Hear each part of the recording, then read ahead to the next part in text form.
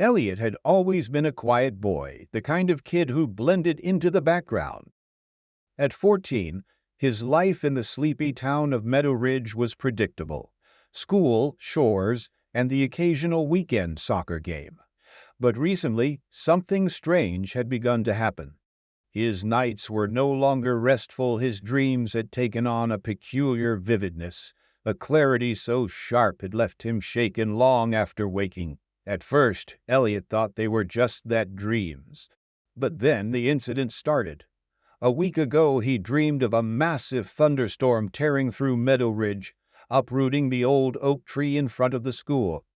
3 days later, it happened exactly as he had seen: dark clouds rolling in, lightning cracking, and the trees splitting in two as rain poured down. He brushed it off as coincidence. But when smaller details, a classmate tripping over their shoelaces or the fire alarm being pulled during lunch, began aligning with his dreams, Elliot grew uneasy. "What's going on?" he whispered to himself after waking up one morning from yet another unsettling dream. That morning he sat at the breakfast table picking at his cereal. "What's wrong, champ?" his dad asked, his voice warm but distracted as he scrolled through his phone. "Nothing," Elliot lied. What could he say? That he was dreaming the future? He'd sound crazy. One night, Elliot's dreams took a darker turn.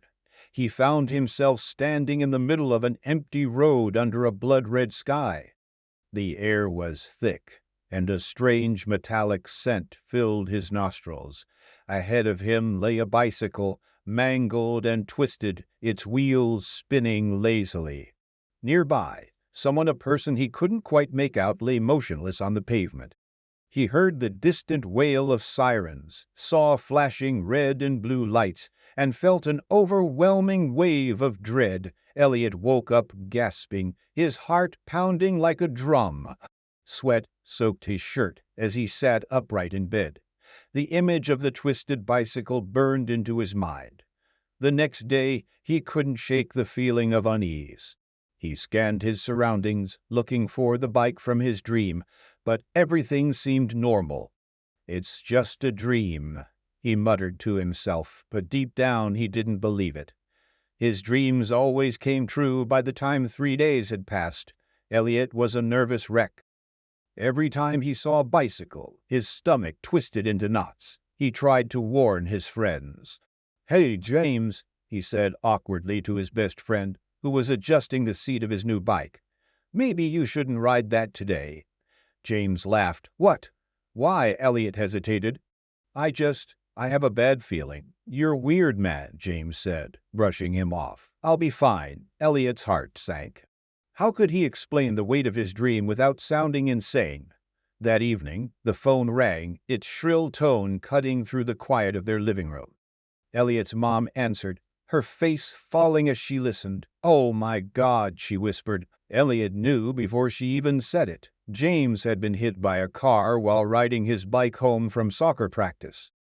He survived, but his leg was broken in 2 places, and his bike was completely destroyed.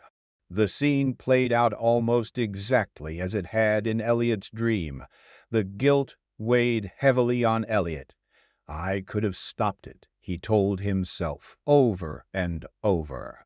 But the truth was, he didn't know how to change the future, no matter how hard he tried.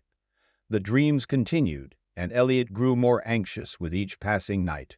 Then came the dream that changed everything. He was standing in a hospital room. The walls were a sterile white, and the air smelled of antiseptic. On the bed lay his older sister, Clara, her face pale and her breathing shallow. Machines beeped steadily beside her, their screens displaying numbers he didn't understand. His parents stood nearby, their faces etched with grief. "No," Elliot whispered in the dream.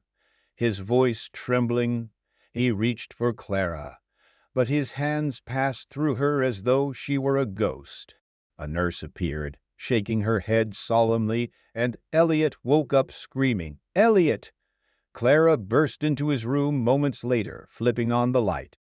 "What's wrong?" Seeing her alive and well brought tears to his eyes. Nothing, he said, choking on the lie. For the next few days, Elliot watched Clara like a hawk. He begged her not to drive, not to stay out late, not to do anything remotely risky. Clara laughed it off. "You're acting so weird," she said, ruffling his hair. "I'll be fine." But Elliot wasn't convinced. He knew the dream would come true. It always did. He just didn't know how or when. The day arrived faster than Elliot expected. Clara had gone to visit a friend across town, promising to be back by dinner. When she didn't return, Elliot's chest tightened with dread. Hours passed, and his parents grew worried. They called her phone, but it went straight to voicemail. Finally, a call came from the hospital. Clara had been in a car accident. A drunk driver had run a red light, slamming into her car. She was alive, but in critical condition. Elliot's family rushed to the hospital. Standing outside her room, he felt the weight of his dream crushing him. Inside, Clara lay just as he'd seen, pale, motionless, surrounded by machines. His parents sobbed quietly, and the nurse's expression was grim. "No," Elliot whispered, tears streaming down his face. "This isn't how it ends." He sat by her bedside, gripping her hand tightly. "You have to fight," he begged. Please, for the first time, the dream didn't come true exactly as he had seen. Clara survived. The doctors called it a miracle. Her recovery was slow, but she eventually regained her strength. Elliot couldn't explain it, but he felt something shift the moment he decided to fight against the dream, refusing to accept it as inevitable. Over time, the dreams became less frequent, their vividness fading. But Elliot never forgot what he had seen, nor the lessons he had learned. Some things in life were unchangeable, but others could be fought for, even when the odds seemed impossible. And so Elliot lived with one foot in the waking world and the other in the shadow of his dreams, forever haunted by the knowledge that the future wasn't as fixed as it seemed. But it wasn't entirely in his hands either. Thank you for listening to my story. If you want to hear more scary stories, please like and subscribe to yours. But